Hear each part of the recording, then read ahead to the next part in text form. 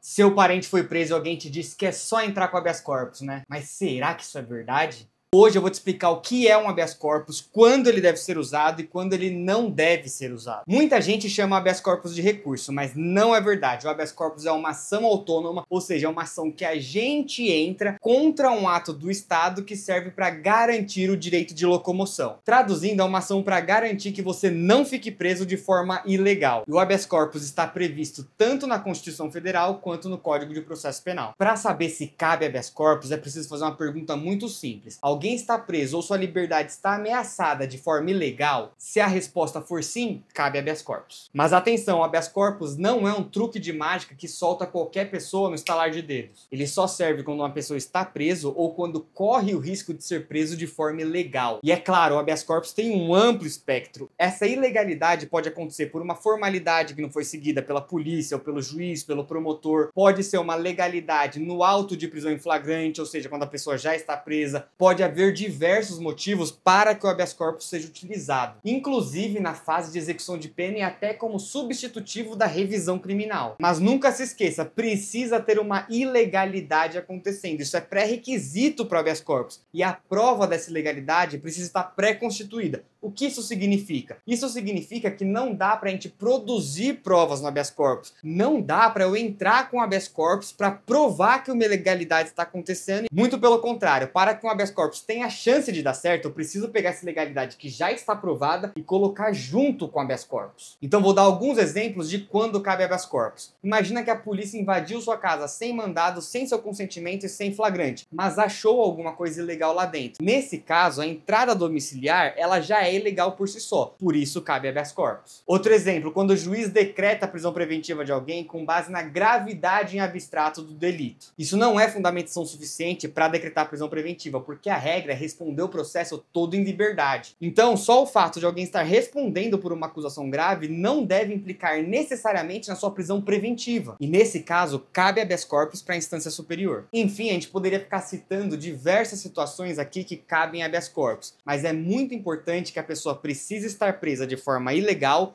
ou correndo o risco de ser presa de forma ilegal. Se não estiver acontecendo nenhuma dessas duas hipóteses, pode caber um recurso até uma outra ação autônoma, mas não um habeas corpus. E antes de sair querendo entrar com habeas corpus, é muito importante você entender a estratégia por trás do habeas corpus. Não adianta nada o advogado sair impetrando um monte de habeas corpus sem uma estratégia por trás, sem pensar qual que será o efeito daquela decisão futuramente no processo, principalmente caso ela seja indeferida. Vou te dar um exemplo. Em casos midiáticos, principalmente se a acusação for muito grave, é muito raro, mas muito raro mesmo você conseguir um habeas corpus logo depois da prisão da pessoa. E isso tem vários fatores. Primeiro, porque a própria exposição midiática faz com que a população pressione para que aquela pessoa seja presa e seja mantida presa. E se você acha que isso não influencia de alguma forma no judiciário, você é muito ingênuo. Um outro motivo é o juiz ou desembargador que vai analisar aquele habeas corpus é uma pessoa comum. Ele também tem acesso à mídia, ele também é bombardeado por notícias nas redes sociais. Então, na hora que ele pega o caso para analisar, ele já está completamente contaminado com o que ele viu. E muitas vezes ele pode até se sentir pressionado a manter a prisão por causa do que vão achar. Imagina o seguinte, o juiz chega na casa dele e aí conta para a esposa dele que está com aquele caso, que está com o caso daquela pessoa, que cumpre os requisitos para soltar a pessoa, a esposa dele vira: